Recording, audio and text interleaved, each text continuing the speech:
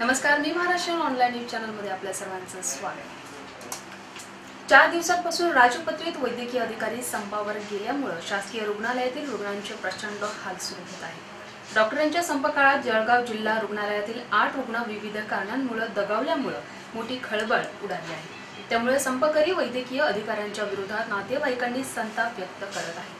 मागच्या 4 दिवसांपासून चाललेल्या संपामुळे जळगावच्या जिल्हा रुग्णालयात शेकडो रुग्णांवर औषधोपचार करण्यासाठी केवळ 3च डॉक्टर्स उपलब्ध आहेत। खासगी डॉक्टरांकडे जाण्यासाठी पैसे नाहीत आणि जिल्हा रुग्णालयात हेळसांड होत असल्यामुळे रुग्ण त्रस्त झाले आहेत। त्यामुळे रुग्णांना मृत्यूच्या खाईत लोटणारा हा संप डॉक्टर्स आणखी किती दिवस सुरू ठेवणार असा प्रश्न सर्वसामान्य उपस्थित करून टाकले आहे।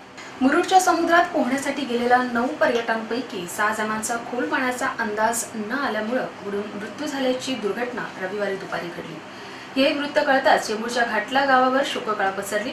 मुरुड येथील पार्वती लॉजमध्ये चेंबूर घाटला वॉर्ड नंबर 147 येथे राहणारे 17 छोटे बांधकाम व्यावसायिक पर्यटनासाठी आले होते। आज सकाळी 11च्या सुमारास काही जण समुद्रात उतरले होते। पोहण्यास अयोग्य जागी ते नेमके पोहण्यास गेले। पोहता पोहता ते खोलगट भागात गेले। तेथे पाण्याचा अंदाज न आल्याने 8 जण बुडाले। इतरांनी आरडाओरडा केल्याने स्थानिक मच्छीमार यांच्या मदतीसाठी धावले। त्यांनी प्रयत्नांची शर्त करून यातील 3 जणांना वाचवण्यात यश आले आहे। लोकसभा निवडणुकीत बहुमताने सत्तेवर आलेल्या पंतप्रधान नरेंद्र मोदींच्या सरकारची खरी कसोटी आजपासून सुरू होणाऱ्या संसदेच्या अर्थसंकल्पीय अधिवेशनात लागणार आहे। नव्या सरकारचा पहिला रेल्वे अर्थसंकल्प 8 जुलैला तर केंद्रीय अर्थसंकल्प 10 जुलै रोजी मांडला जाणार आहे। मोदी सरकारचं हे पहिलं बजेट असल्यामुळे याकडे सगळ्यांचं लक्ष लागलं आहे। केंद्रीय अर्थमंत्री अरुण जेटली हा अर्थसंकल्प मांडतील तर रेल्वे मंत्री सदानंद गौडा हे रेल्वे बजेट मांडतील। तब्बल महिनाभर म्हणजेच 14 ऑगस्ट पर्यंत चालणाऱ्या या अर्थसंकल्पीय अधिवेशनात काँग्रेस महागाई, इंधन दरवाढ आणि रेल्वे भाडेवाढ या विषयावरून मोदी सरकारला कोंडीत पकडण्याचा प्रयत्न करेल। मध्य प्रदेशातला मेडिकल कॉलेज घोटाळाही काँग्रेस लावून धरण्याची शक्यता वर्तवली जात आहे। तर गृहमंत्री राजनाथ सिंह आंध्र प्रदेश पुनर्स्थापना सुधारणा विधेयक मांडतील। इराकमध्ये अडकलेल्या भारतीयांच्या परिस्थितीवरही सरकार या अधिवेशनात निवेदन सादर करू शकते।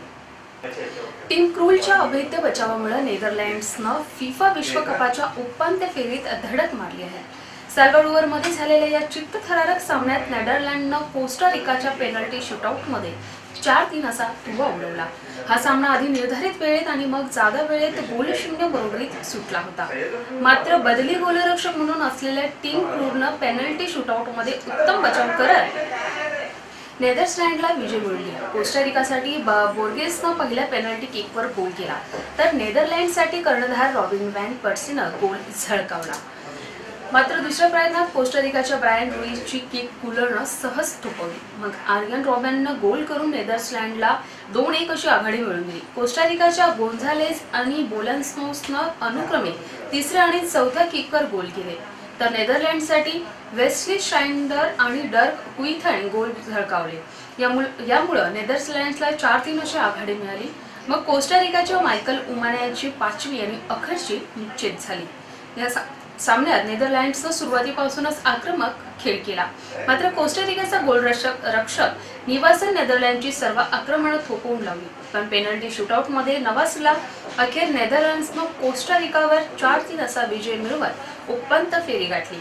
आता उपांत्य फेरीत नेदरलँड समोर अर्जेंटिनाचं आव्हान असणार आहे। आपल्या काही सूचना अथवा समस्या असल्यास आम्हाला या पत्त्यावर संपर्क साधावा। आमचा पत्ता B24 Mahavir market sector 18 Vashi, Navi Mumbai. उद्या पुन्हा भेटू विशेष घडामोडींसह। तोपर्यंत धन्यवाद।